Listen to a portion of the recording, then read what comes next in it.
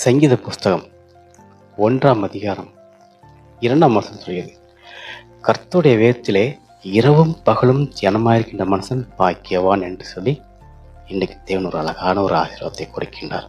இந்த வார்த்தையின்படியே தேவனுடைய சமூகத்திலே துன்மார்க்கத்தனமான எண்ணங்கள், துன்மார்க்கத்தனமான செயல்கள், துன்மார்க்கத்தனமான பாவங்கத்தெல்லாம் விட்டு நாம் கிறிஸ்தவ ஜீவியத்திலே ஒரு ஒழுக்கத்தின் பிள்ளைகளை வாழ கற்றுக்கொண்டோம் என்று சொன்னால் கட்டாயம் இந்த வார்த்தையின்படியே நம்மை ஆஸ்வதிப்பார்.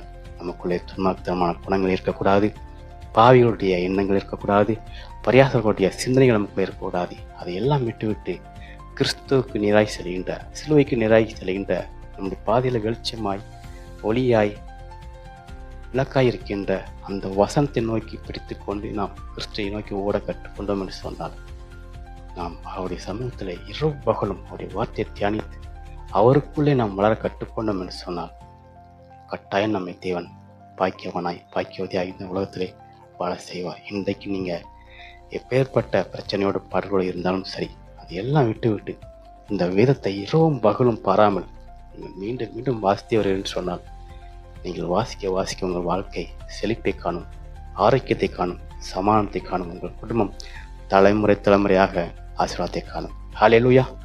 தொடர்ந்து ஜெபியுங்கள். கர்த்தர் உங்களை ஆசீர்வதிப்பாராக. ஆமென்.